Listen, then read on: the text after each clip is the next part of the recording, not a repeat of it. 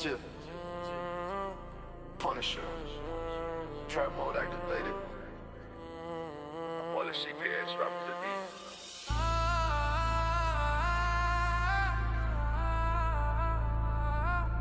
Hit the gas low,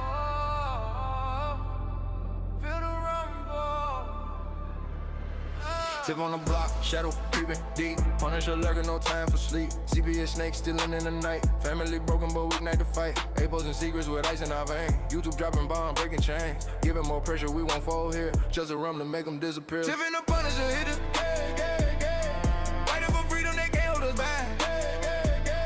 Abolish CPS, catch it again. Exploding the truth in the trap of a time. Pump it up, pump it up. Pump it up, pump it up.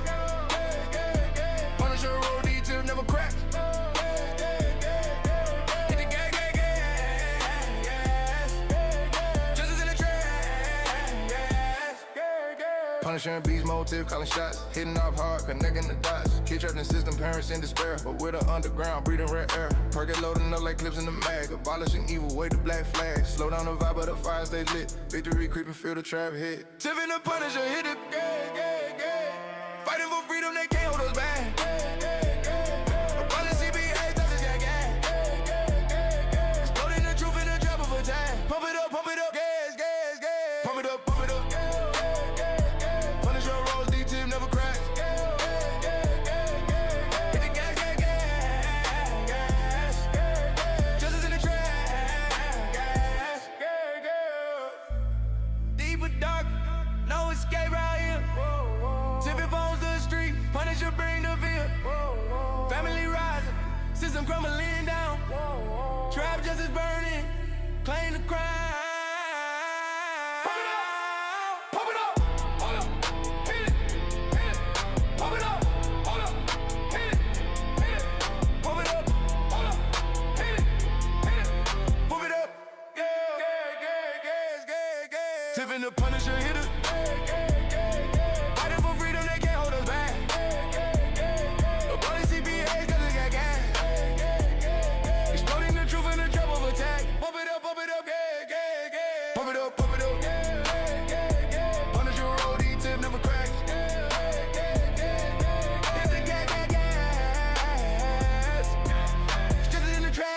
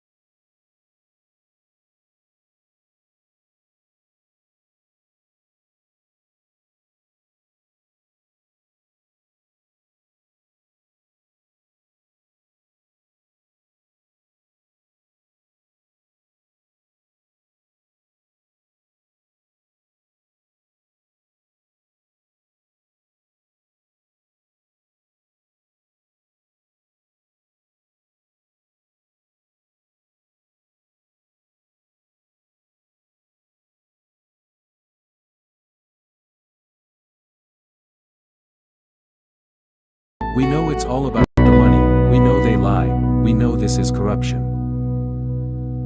Does CPS know what they are doing to the children?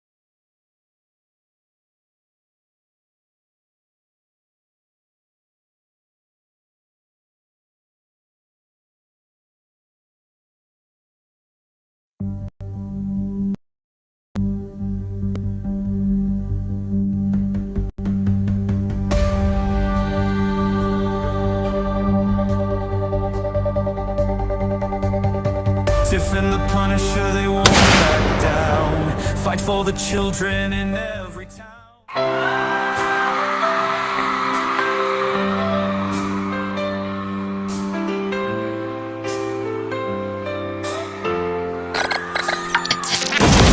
They are taking our kids every day. I shout them in and no one has a thing to say. For those who have been isolated, don't be worried, you have a voice today. So listen up everyone, here is the story. Child Protective Services is real. CPS is what they call it. They want our kids because it fills a lot of people's wallet. We all think it won't be us. We say when they come we will be so tough. It all sounds good when there's no one to take them. But when they come, your voice gets to breaking. Stay calm, step away. CPS ain't taking no one today. We are educated. Stay calm, step away. CPS, you need to leave. I know the tricks up your sleeve. You can't do what you're trying to do. We have done our homework. Don't do a damn thing without a warrant. You know the number. We'll steal our kids this way.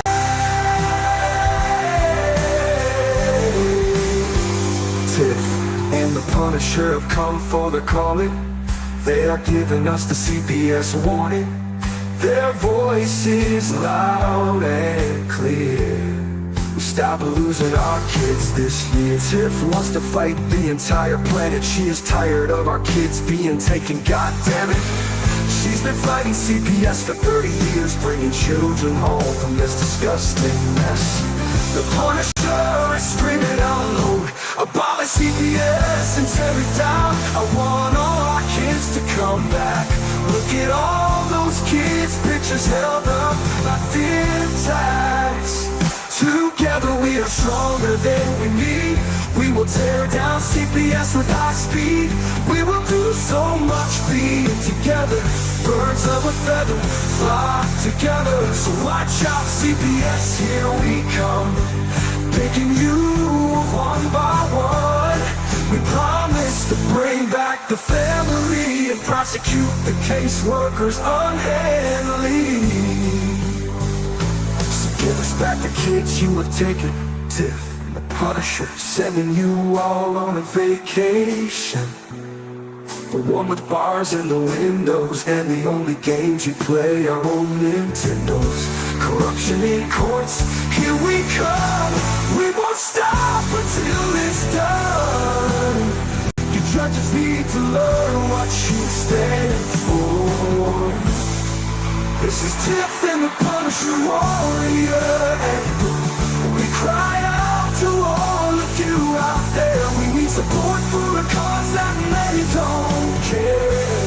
All children are being stolen way too often. So CPS, we plan on doing the stopping. Stop.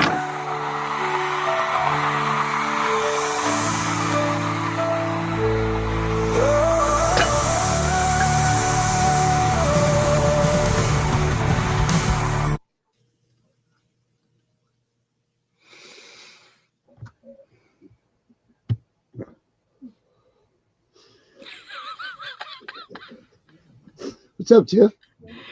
Not much. Wow, what a weekend. It's not even Sunday today. Yeah, I know. Well, that's good. All right. They sent me some fans sent me some new art. Oh, yeah? Yeah, they just called me and told me that they sent it to me on Messenger.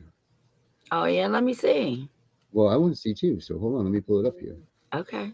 I'm going to do this. What did you do this weekend? Did you have any more cat infiltrations or rat infiltrations or mouse infiltrations? Oh, I had to suck one up in the shop vac. The cat brought it in my room. He thought it Hmm. was dead. It ran. Me and my husband, we looked like, I couldn't even tell you. Hmm. King's jumping in the chair. I'm scared. I'm scared. My God. And then right before the show, If you had because I had children, my you wouldn't have a son, problem. this shit right here is a miracle worker, I'm telling you. Tomcat. That's our. There you go, everybody. There's our new sponsor for the show this week is Tomcat. Mouse killer. Tomcat, if any representatives are watching, there you go. Yeah. All right. let me So close it. he found a dead mouse and was trying to play with it. I had to get rid of it. And you sucked it up.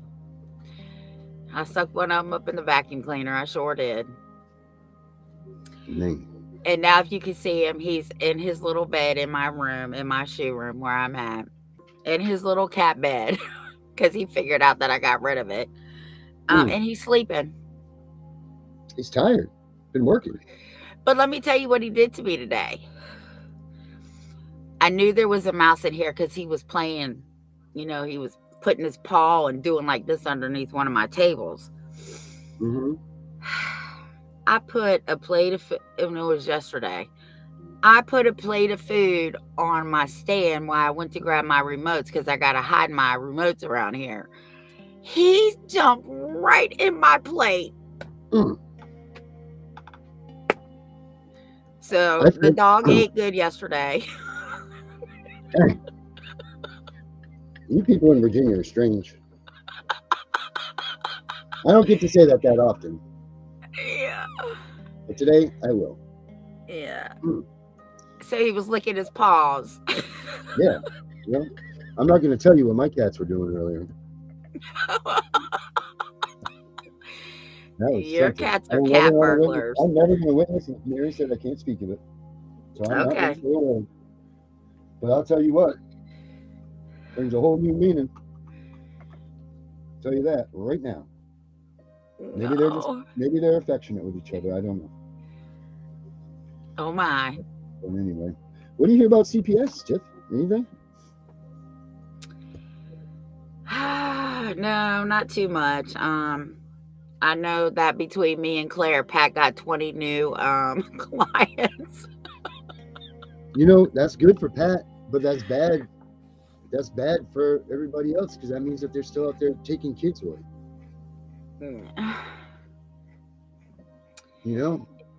That's what it means. And it's freaking terrible. Because there's families out there that don't need to have this shit happening. No one deserves to have this stuff happening. But well, one guy called me on Friday. I've been talking to him about Pat for over a year, and he called me as I'm cleaning up my room. And he's like, Tiff, do you promise you swear by Pat? I said, listen to me. Pat is going to tell you the truth. You know what I'm saying? If he don't think he can get your kid back, he's going to tell you, I can't help you. Mm-hmm. If he tells you your kid is coming home, but you have to do a few things, do those few things, because if Pat says your kid's coming home, your fucking kid's coming home. Mm-hmm. So he hired him. Oh, good. I mean, his track record proves that he's getting things done, right? Oh, yeah. Absolutely. So, I mean, that's good. See, when you talk to him, he's very laid back, right? And for me, when I have to hire a lawyer, I have to find somebody that's just as aggressive as I am, because I will fire your ass. But he's a totally different person when you get in that courtroom, because he will rock the walls off. Right. Can you hear me? No, you can't hear me, can you? A little bit. You're very low. I'm very low. Is this better? Yeah, that's better. All right. So I guess my lesson that I had to learn was never judge a book by its cover, because let me tell you, I've had some real wimpy attorneys that I fired right there. I just whispered to them, don't say a fucking word. I got this. You're fired. What's up, everybody? One and only Karma's in here. John's in here. I Take the Fifth is in here. Who else is in here? Who else? We got a lot of people watching tonight. Well, how do you feel about people? How do you feel about it when people ask you, when they ask you, hey, I need your help, and you feel you want to help them, and you know that they'll do the work, but do you ever get scared being the advocate that their life's on the line and that's really fragile for you to mess up? Do you ever get worried about Absolutely. Every day. Because, like I've said before, the hardest pill for me to swallow was that not everybody was like me, right? So, and I tell people, the first thing I tell them is, I don't promise you anything and I can't guarantee you anything. I can help you, but you have to do exactly what I tell you to do or you're not going to win. And people that have gone in court without a lawyer and have done and said exactly what I've told them to do and say, they've won. Mm-hmm. But like the girl Heather, you know, I felt partially responsible for her going to jail because I did. Me and Kim both told her, go get your son. Mm-hmm. And the night before she went to jail, she called me. We was both crying. And I said, I'm so sorry because I feel like I'm part of the reason that you're going to jail. And she said, I don't want you to feel like that. If anything, you gave me the strength to carry on. So if nobody gets anything from me but the strength, I'm happy. Mm-hmm. But yes, it's something I deal with every time I'm advocating for somebody because I'm like, man, they could slip up. They're going to be retaliated against. These people really have no idea what they're stepping into. And one of the things that I love, again, about Claire is she has nothing else to lose. Right. She lost her kid. That's right. Enough. So, yeah. How do you feel about it? I feel the same way every time. You know, like when people ask me to write them documents and things like that, which I don't do because I only do it for educational purposes only. But yeah, it's, you know, every one of the things that you do is, you know, they're depending on you to make this right for them. And they're dependent on you to do it. And there's no guarantees ever. Because there's no guarantees in corruption. There's no guarantees in dishonesty. There's no guarantees in any of this stuff. They don't follow the rules. And, you know, Vincent Davis said it perfect to me when I first started doing shows with him, is there's two things that you need to know about family law court that aren't fought there. And that's the truth and the law. Those two things are never used in family court. So anything that you know about court or what you think you know, get rid of it because that's not it. They don't care. It's whatever works for them at the time. Now, you might have tricks and little things that will help you and help them get along. Or, you know, you got someone like your reputation that these people are like, shit, we got to give up on this one because this one's going to just come at my throat. And really, this is the truth. You know, like, how much do they want to fight? You know, like, how much skin do they have in this game that they really want to take you on and have that type of noise about you? Or do they want to just say, okay, you got me? You know, because let's be honest, if they really were kids that were abused and neglected, we wouldn't be there because we're not fighting for those people. No. We don't want, those people are not to be fought for. So every person that gets a hand by us or whatever, you know, or her or me or whatever, they didn't do anything wrong. They did nothing that they deserved to be. Now that's, you obviously it's only worth its face value if someone tells you that they were guilty or not, but you get kind of a good way of feeling about people, you know, and then it really sucks because they're falsely accused of being a monster and they're not, or they've lost their kids, they've lost their wife, they've lost this because they say that they were domestic violence and, you know, CPS said you'll get your kid back if you split up, but even though it never happens, you know, or whatever. So like they're already destroyed people. They don't have it. They don't have it in them. I mean, I find days where it's hard for me to even come on and do the show where I'm just like, fuck, man, I don't, you know, like what? Because I'm not really actively in the fight anymore for myself. You know what I mean? I'm in it for everybody else, but it's not like I'm fighting for me anymore. You know, like it's not like that. So, I mean, there's days that are hard. you know, and people got to understand that about us. Like there's days where I just don't want to pick up the fucking phone because there's never anything good. 1 out of every 52 phone calls that you get has something to smile about. The rest of it is they took my kids. Let me guess. And they lied. Okay, that's right. And then they lied in court, right? They perjured. Yep, they did that. And they didn't have a warrant, right? No, they didn't. And there was no reason for them to take your kids, right? No, okay, yep. You know, there are all those conversations. And it's taxing on you. It really is. It's not like every day you're like, all right, I'm going to pick up that phone and you're going to tell me 15 people are going to call me and put a party hat on and be like, woohoo, we won. That's like on Friday. Before I talked to the guy I was just talking about, I've been helping another guy on and off for the last couple years. And I get a text from him and he's like, CPS here now. He's here. CPS said because I wouldn't sign their safety plan, they're going to get a protective order. I don't remember exactly what it said. I'm just going to say protective order. I said, for what? He said, because something having to do with the mom. I said, but you have custody. I said, call your lawyer. His lawyer's cool as shit. He knows exactly what's going on. I said, and if your lawyer needs my help, you tell him to call me again, because I'll help him again. Mm-hmm. Just bullshit. I want to get to this big message that Danielle Calderon just put in here in a second, okay. But Becca wants you to hear your opinion on complying with CPS and when you should and shouldn't. The only time you comply with CPS is if a quote unquote administrative judge says you have to. Other than that, everything is voluntary.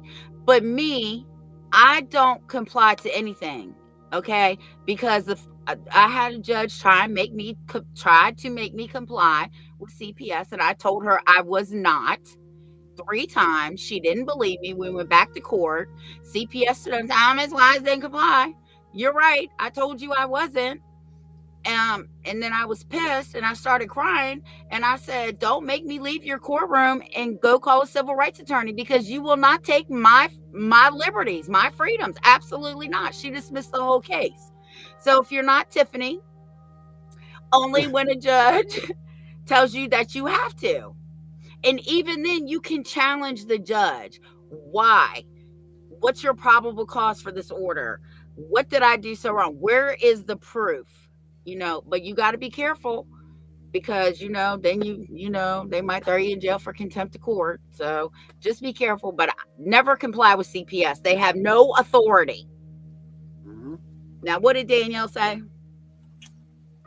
So this one's good. And she's right on the money about this. Unfortunately, it sucks. So I guess that didn't work for me to put it there. No. So she said, so how is it that parents believe that judges can terminate parental rights? There's no such thing as parental rights. Fatherhood and motherhood are blessings from God Almighty. We the people don't need government judges, CPS social workers, or any other person's permission to have offspring. That is God's will. Offsprings are blessings from God Almighty himself.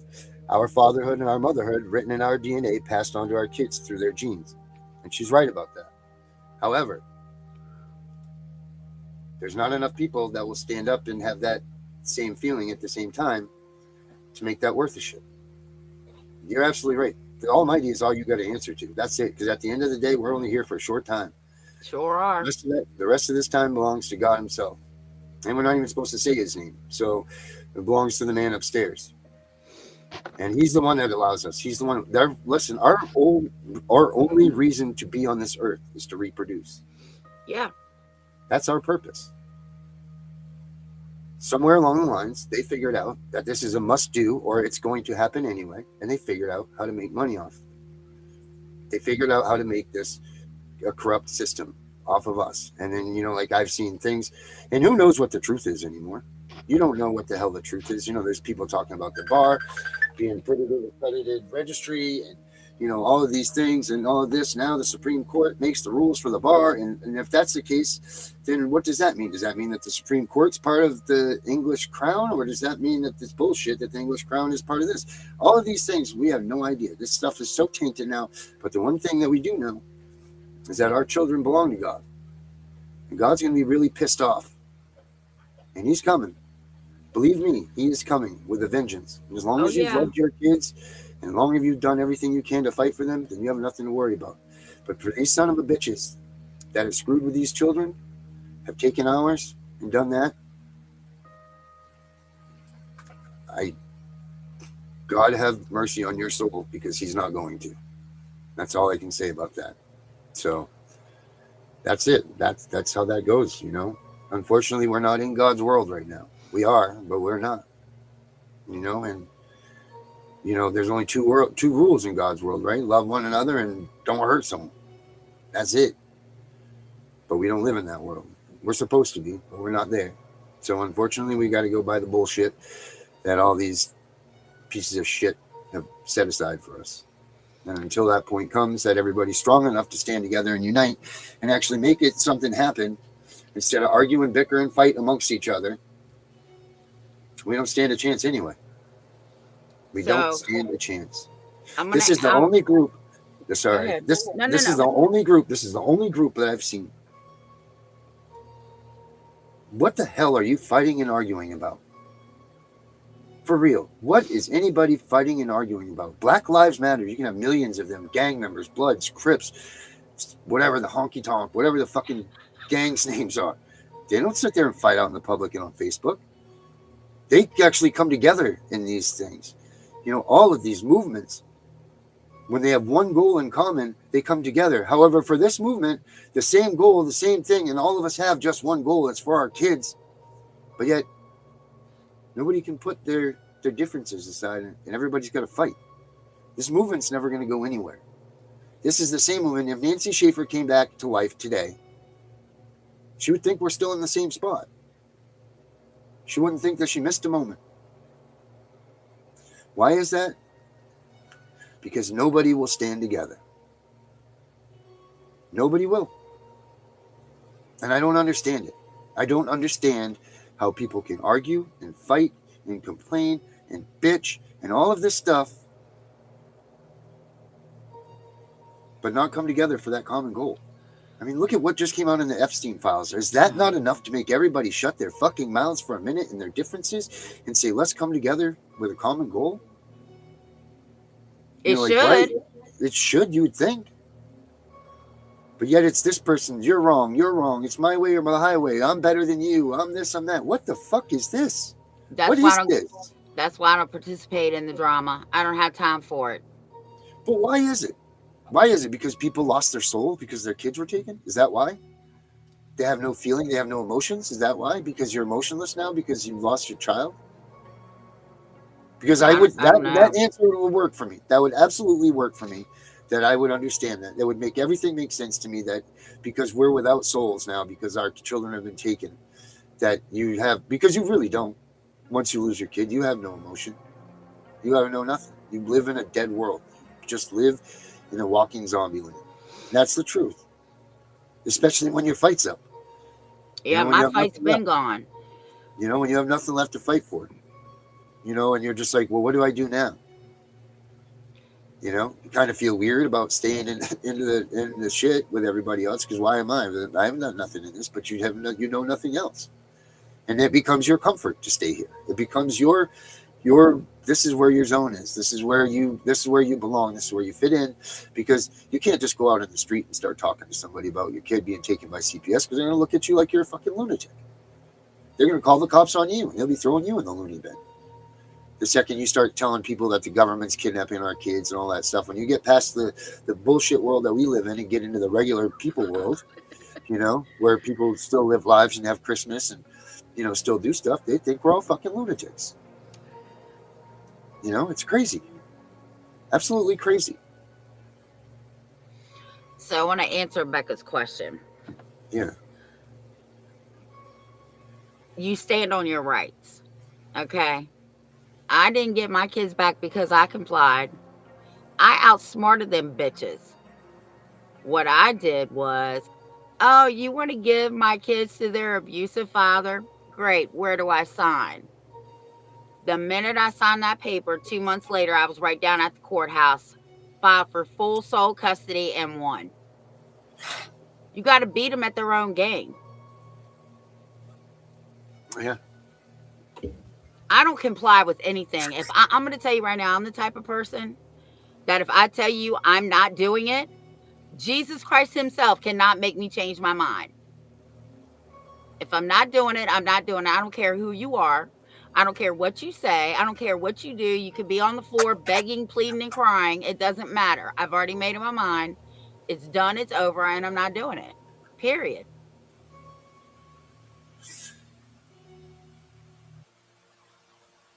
Ah, that's awesome.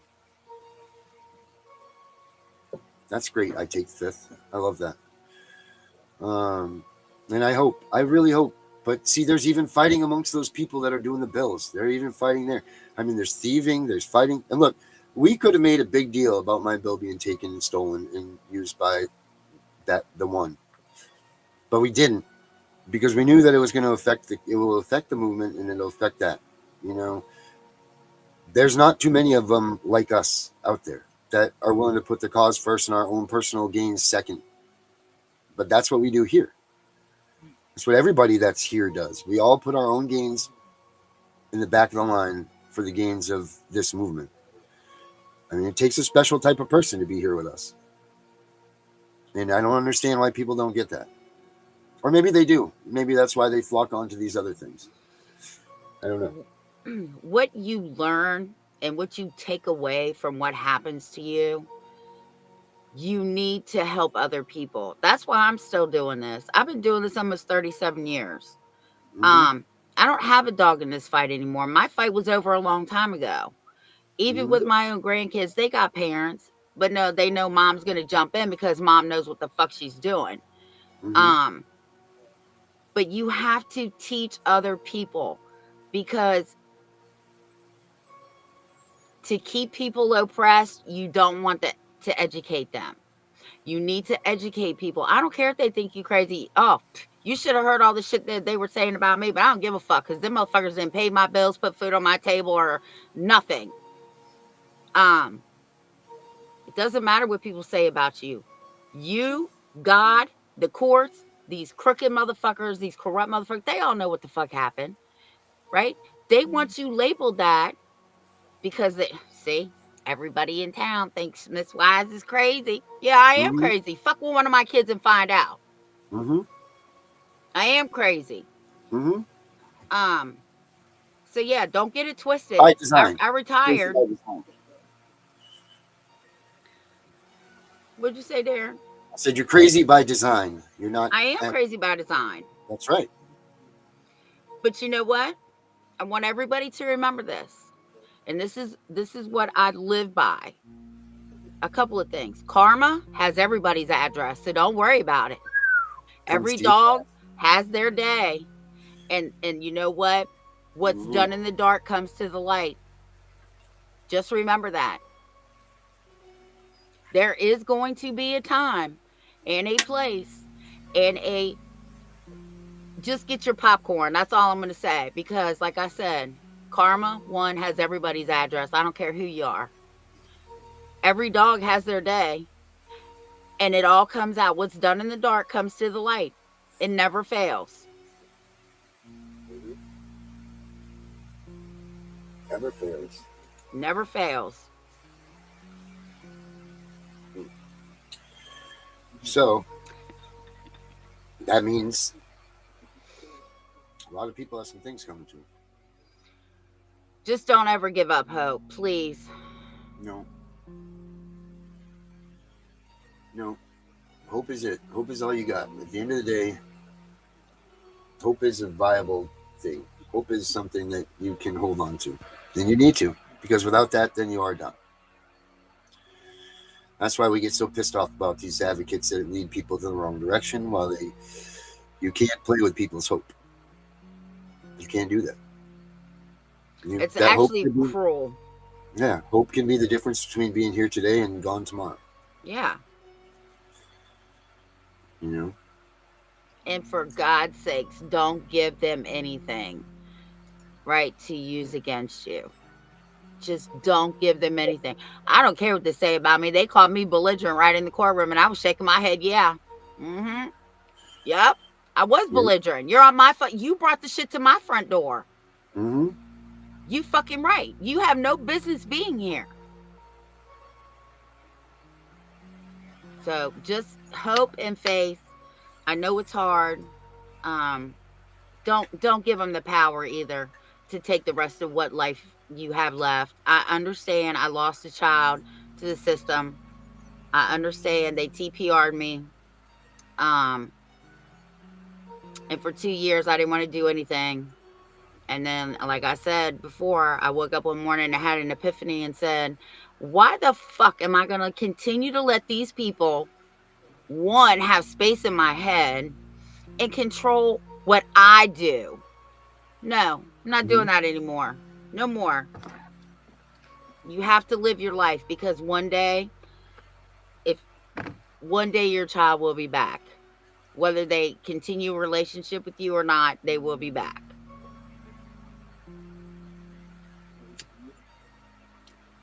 Oh, look at this.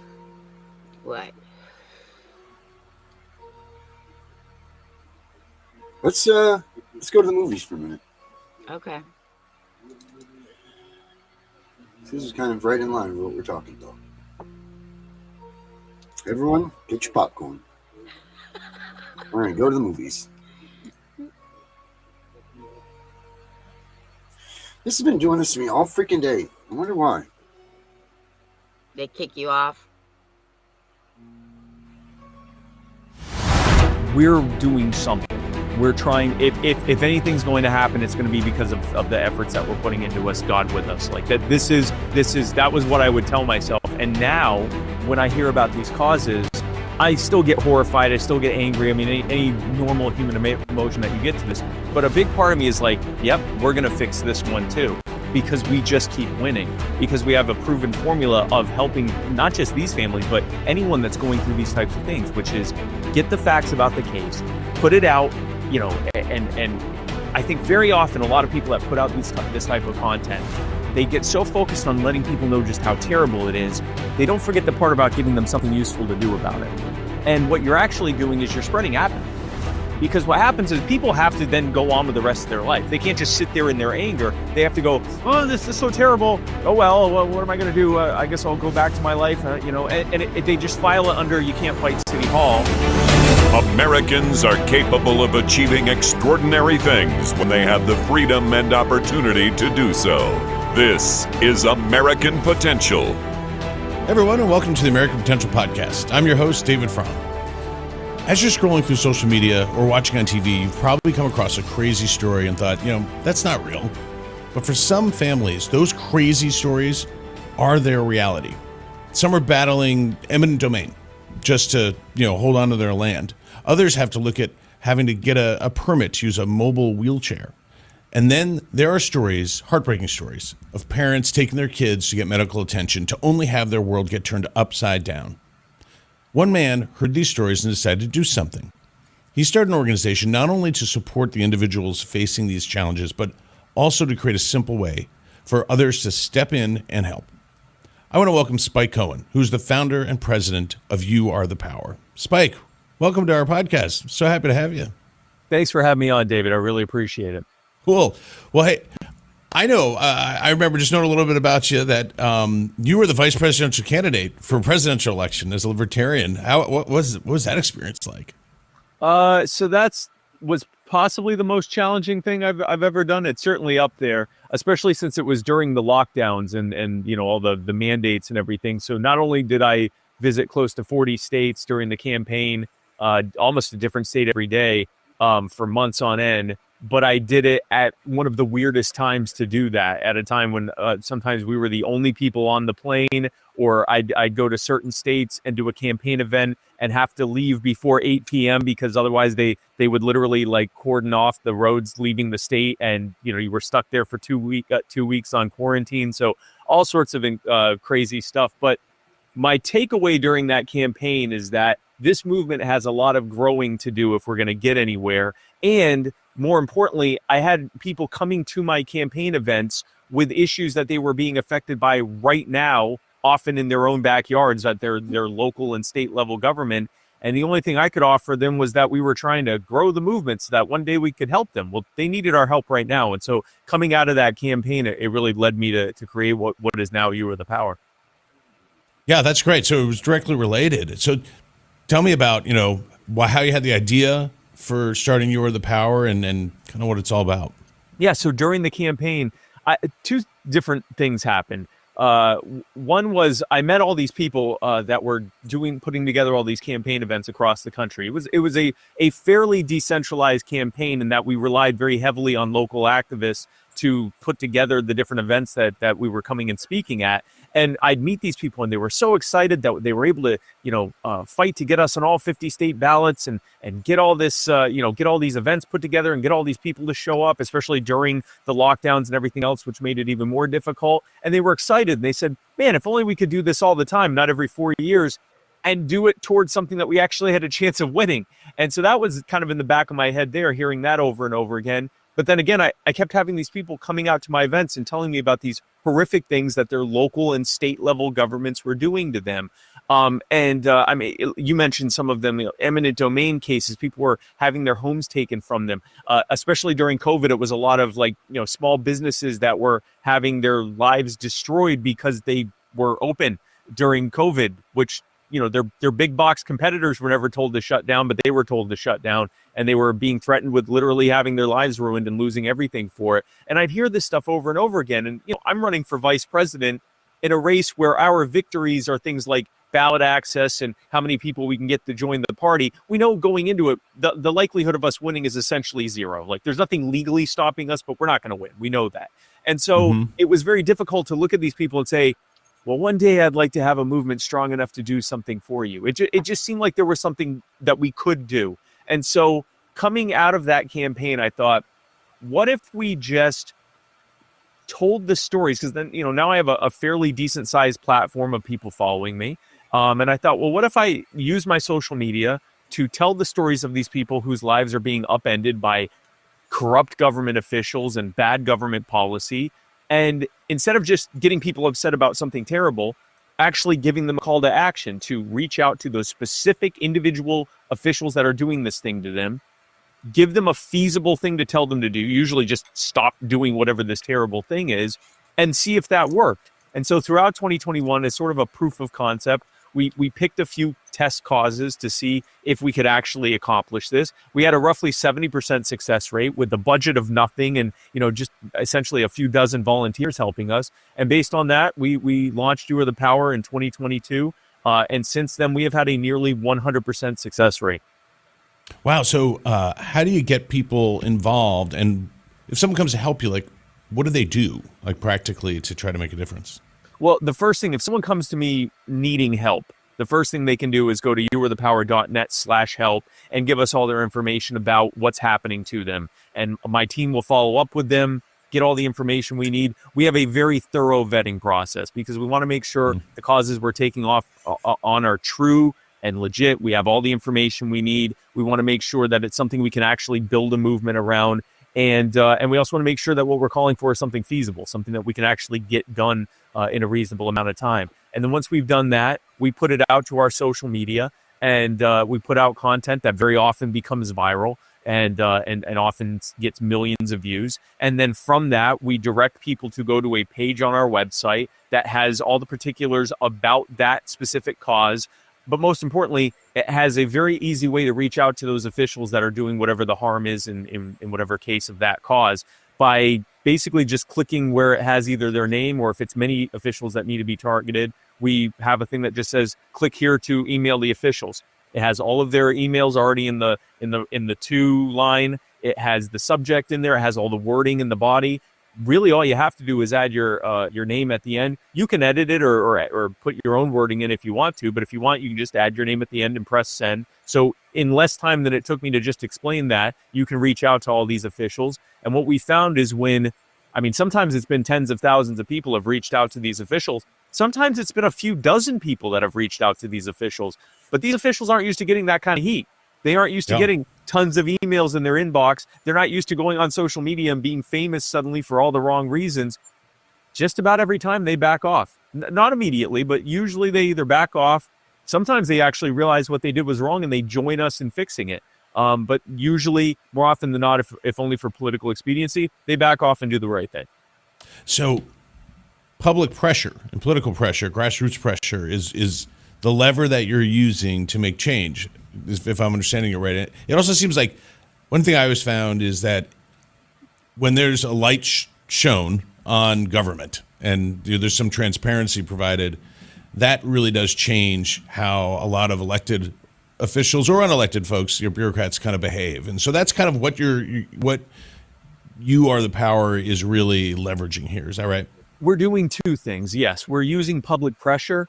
And yes, it is true that the best, disinfectant is sunlight. And a lot of this stuff is happening just because they can get away with it. You'll hear of these city councils doing these brazenly horrific things during their council meetings because they still have to actually go through the rigmarole of doing it, but no one's there to watch it. So, they're sitting there, they're drinking coffee to barely stay awake, and they do whatever their unanimous votes are, or maybe there's one person dissenting from it, and they're destroying people's lives in the process. Maybe the people whose lives they're destroying show up and say, hey, please stop doing this, and they just ignore them and go through it. But it's not, the public isn't seeing it. But I think there's this other thing that's happening that we're helping to expose. I think very often these officials, especially since no one is giving them any feedback, they start to fall into their own lies of thinking that this is just part of the process, or they're just doing their jobs, and they got to break some eggs to make omelets, or whatever they have to tell themselves to do it. They kind of set their humanity aside when it comes to these things. Mm-hmm. They go home, they kiss their kids on their foreheads, they worry about their kids' future, they worry about their neighborhoods and communities. They may even very much worry about whatever it is, the issue that they're working on. But when it comes to this specific thing, stealing someone's home with eminent domain, or charging someone with things that they know that they didn't do, fighting to keep body cam footage from being released to protect officials that did harm, tearing children from families, whatever the thing is, they kind of just put that aside. Well, this is just part of my job. And we're reminding them, this isn't part of any job. And if it is, you should quit. But this isn't your job. Your job is to be a human and to use your agency to do the right thing. That's always what your job is. And I think very often we've had people resign because they were just too corrupt to do the right thing. More often than not, they do it for political expediency. But we've had legitimate cases where the people, I think, genuinely realized, wow, this isn't just whatever I've told myself it is. It is a terrible thing. And they have not only backed off and done the right thing, but they've often joined us in making it so this never happens again. Yeah, I think there's a lot of good people still who get into public service for the right reasons. Yep. And then over time, you're ground down or you become hardened. You see a lot of terrible stuff if you're in the kids section, for instance, or whatever it is, or you just tell yourself, hey, well, this is what we do. But I think there's just such a disconnect between them dealing with another case, signing that piece of paper, pushing it over there, getting to it when they can get to it, return that voicemail when they get to it. And that same situation is the biggest life-altering thing going on in that family's life. Yeah. I mean, that inequity is always so frustrating, when you interact with the bureaucracy or government in some way. And it's always struck me that it's like, if you could just get this person to care about this the way that we care about it, we really could have a real dialogue here and come to a reasonable solution. But you never really feel like you're getting that. No, because I think two things happen. One is either people just look at it as some leviathan that they can do nothing about, and so they just kind of keep their heads down and they look away from it. Or the second thing is they go at it as though these are their adversaries and they must destroy them. And we see what happens, right? Even if you win, mm-hmm. you've now come in with the same energy that you just sought to replace, and you often become worse than the monster that you got rid of. What we're trying to do is bring it back to a human level of saying it should have never been this way. I'll give you an example of this. So there is a family, the Hernandez family, Matt and Tucky Hernandez, and they have two children, two little girls, Emma and Aria. Now, when Emma was a baby, just a few months from being born, she started suddenly having swelling in her legs, and she was just getting increasingly fussy. So like any loving parents, they took her to the hospital. And at the hospital, this was in Georgia, so they took her to Children's Hospital of Atlanta. And so at the hospital, they did x-rays on her, and they did a bunch of blood work. The x-rays showed that she had multiple fractures throughout her legs at various stages of healing. The blood work, when it came back, indicated that this was being caused by chronic health issues due to very depleted vitamin D levels and a host of other things that pointed to this, and a lack of any evidence of any trauma. So this wasn't being caused by any kind of physical, there wasn't any abuse, there wasn't any kind of accident. This was being caused because her body was actually causing this to happen. It was a health issue.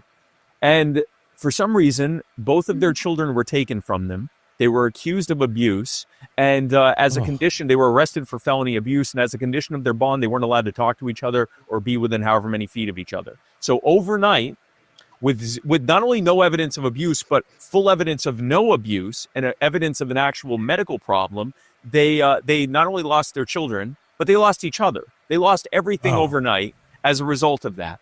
And so they spent tens of thousands of dollars to fight to get their kids' medical records, because the state said, hey, these aren't your kids anymore. You don't have custody, so you can't get their medical records. That's not, we say innocent until proven guilty. That's not even guilty until proven innocent. That's guilty and not allowed to prove that you are innocent. So they fight, they spend thousands to get their kids' medical records. They finally get the medical records, and sure enough, it's all right there. The kids have a chronic health condition. They take those records to medical experts, actual medical experts, who look at it and say, yep, no sign of abuse. Emma has either osteogenesis imperfecta or neonatal rickets or something in one of those families of illnesses. And they said, well, thank God, now we can get our kids back. This was all a big misunderstanding. We can get her the treatment that she needs. They go to family court. The judge refuses to allow any of that medical evidence to be entered into testimony, does not allow any of the medical experts to testify. She instead takes just the so-called child abuse pediatrician who diagnosed her with abuse. When he showed up to court, he had no paperwork. He didn't seem to be familiar with the case. And his evidence was, he said, well, yeah, when you look at these types of injuries, statistically, they tend to be caused by abuse. And when he was asked to cite the source of that statistic, he said, oh, you can look it up on the internet. Based on that stellar testimony, the judge ordered non-reunification, which means that now not only Emma and Aria are already in foster care at this point, but now Matt and Tucky face the prospects of never seeing them again and of them being placed permanently for adoption. They're also facing pending criminal charges where they could face up to 40 years in prison each for their crimes. That's when we find out about it, thanks to one of the foster families reaching out to us and saying, something's wrong here. These kids weren't abused. And DFACS, when we told them that, they responded by firing us and saying they didn't want our services anymore. So we find out about this. And I'm telling this story to tell quite a few stories. And the first is just the outrage and the inhumanity behind this, because all of the people involved, again, they were going home, kissing their kids on the forehead, going to church, going to synagogue, going to community service stuff, whatever they do, considering themselves good people, and yet they're doing this horrific thing because it's part of their job. And so we go and we find out about this. We vet it heavily, spent over 100 hours vetting it. We did not want to inadvertently help an abusive or neglectful family at all. Found out it was just as bad as they had said. It was even worse than they remembered it. We put the content out there. Millions of people saw it. Thousands of people contacted the CPS worker, the CPS supervisor, Child Protective Services. That's what CPS means. The family court judge, the DA, everyone involved. And so that was the first thing that happened. The second thing that happened was all of those officials just suddenly capitulated. The family court judge suddenly saw no evidence of abuse and no need to continue this any further. The CPS, it's called DFACS, Division of Family and Children's Services. The DFACS workers said the same, and they closed out their case. And Emma and Aria were now allowed to go and visit their parents and live with family. They couldn't go back permanently to their home until the criminal case was adjudicated, but at least they were out of the foster care system. Reunification had been ordered. Their family court case had been closed out. That nightmare was at least behind them. The next thing that happened was families with the exact same story came out of the woodwork from all over the country. Same exact story. My kid had Ehlers-Danlos, metabolic bone disorder, complications from birth, osteogenesis imperfecta, some health issue that fully explained their injuries. But our kids were taken from us. We've been legally railroaded. Everyone knows that nothing wrong happened to them. Some of them have even been charged criminally. Their families have been torn apart. And that's when we found out why. Under Title 4E of the Social Security Act, the federal government pays state CPS agencies based on the number of abuse cases they had the previous year. In other words, they're paying them every time they accuse someone of abuse. And so what we're seeing happen is that the CPS agencies are just looking for the easiest way to accuse as many people of abuse as possible. And that means camping out in front of children's hospitals and waiting for people that show up with medically explainable injuries and parents who aren't doing anything to hide anything because they don't have anything to hide, and they railroad them over and over and over again. And all they have to do is just destroy a bunch of families in the process, and they get all sorts of funding. So we put that out there. We now put all these other families out there. Now we're talking with other people who've been operating in this space for decades, and they said, we've only ever lost. Like we've every once in a while we'll get a family reunited or we'll get charges dropped or something, but 99 times out of 100 we lose. Every single family we put out, we've reunited. It happens over and over and over again in Georgia, in Arizona, in states across the union. We're having this happen multiple times over and over and again. And then we reach a critical mass in Georgia, which is where it all started, where after some of our content goes out and an investigative journalist named Rebecca Lindstrom makes a documentary about the work that we're doing, the head of defects, Candace Brose, reaches out to us personally and privately and says, I had no idea it was this bad. How do we fix this? Now, this isn't political expediency. She's not putting out press reports. She's not, acting magnanimous in front of cameras. She's saying nothing publicly and taking all sorts of heat and reaching out to us privately and saying, what do we do to fix this? So we give her a list of things that have to be implemented immediately. The biggest things are parents that are accused of abuse need to be able to get their kids' medical records and get a second opinion from a licensed, accredited medical doctor that's outside of that getting funded by the federal government system to try to prove that they're innocent, just like any one of us would want to do. And the other thing that needs to happen is the doctors accusing them have to actually attest that they reviewed the kids' medical records before just stamping abuse on their file. And there are a few other changes as well. She implemented those policies immediately, like without any hesitation. She did it immediately. Again, privately behind the scenes, we're the ones who came public with it saying that she did it.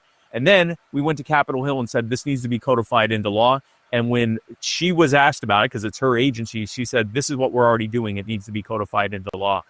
Previously, when we spoke with lawmakers, they'd tell us, we're not really interested in that. We actually had one lawmaker tell us, I'd rather see innocent parents lose their kids than guilty parents not lose their kids. That was the response we were getting on Capitol Hill. With this change that happened, they ended up naming this rule Ridge's Law after Ridge Collins, who was taken from his parents for 3 years after he was wrongfully diagnosed with abuse. We helped to get them reunited as well. It was named Ridge's Law. It was passed unanimously in both chambers of the state legislature in Georgia, and it was signed into law back in May by Governor Kemp, surrounded by Ridge Collins and his family and many of the other families.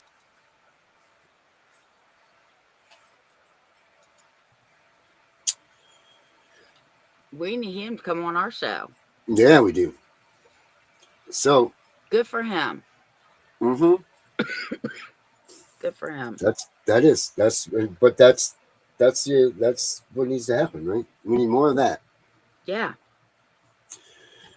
We need more of that. That seemed like a good end to the, like his stories came to an end nicely. So check him out. I don't remember what the hell his cause was called. I just forgot it. You Are the Power. You Are the Power. There you go. And keep fighting. Otherwise, we'll see y'all here tomorrow. Because that's what we're going to do. We'll be here tomorrow to fight with you for another day. Have a good night, everybody.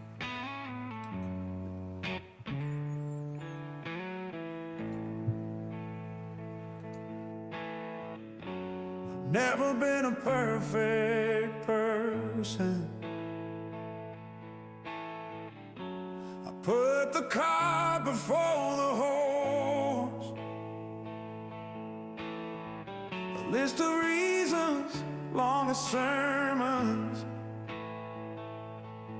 why I never needed a God. Then I heard his voice,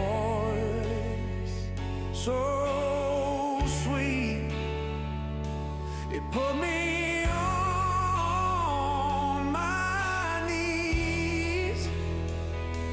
I'm holding on to hope for dear life, with God driving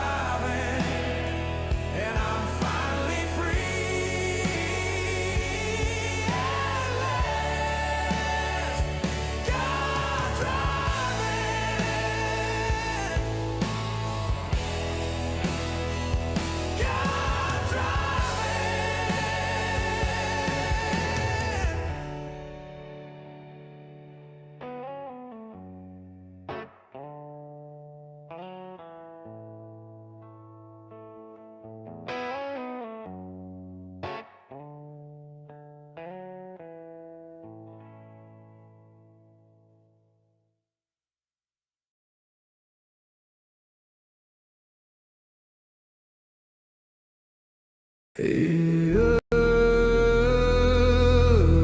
said don't fight the system. They said stay quiet. They were wrong. Lock in. We are exposing what so many have failed to. We are gonna show you what bar attorneys have hidden from all of us. Hundreds of thousands of children and twice that of parents have been lied to and walked down the road of termination. It's the death penalty. We're all of the protesters, the ones who fight for the rights of prisoners, dogs, illegal immigrants. Why aren't you coming to the aid of our children and families?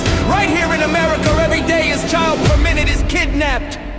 And no one cares. We fight alone until today. CPS Punishers mount up. Here comes the CPS Punisher.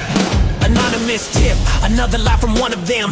No warrant, no proof, just a badge and a grin. Stealing kids like trophies, thinking they'll win. Mama crying on the porch, daddy in the cage. System wrote the script, but the CPS Punisher just flipped the page. The educator they banned, I see every violation, every forged line, every ex-part hearing, every stolen time. One tap of the app and the truth ignites. Welcome to the CPS Punisher, now we can fight. CPS and the courts have lied to us all. The courts will not disgrace the family.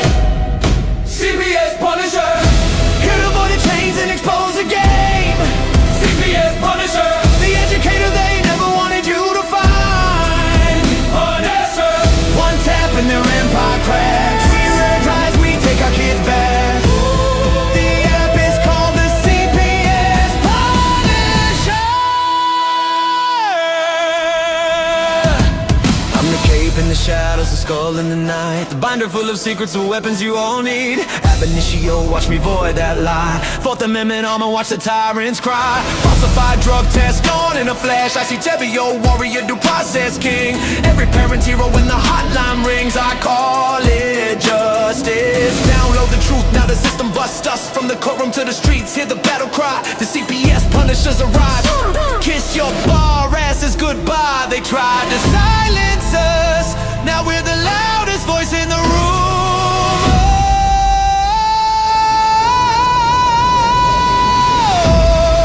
CPS Punisher, here to avoid the chains and expose the game.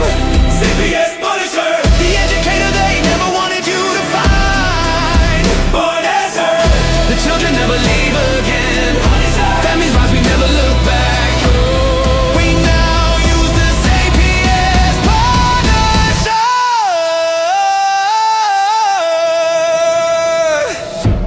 This ain't revenge, this is reunification. This ain't rage, this is resurrection. Open the app, step into the fight. You ready? CPS Punisher, the app you need when they took your kid. CPS Punisher, the truth they hid, now the truth gets lit. Punisher, download the power, take back the throne. Punisher, you're never alone.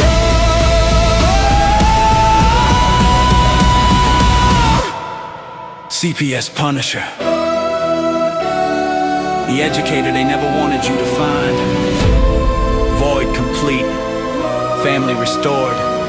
The bar is finished, the Constitution will prevail. Judges do what's right. Treason is your penalty.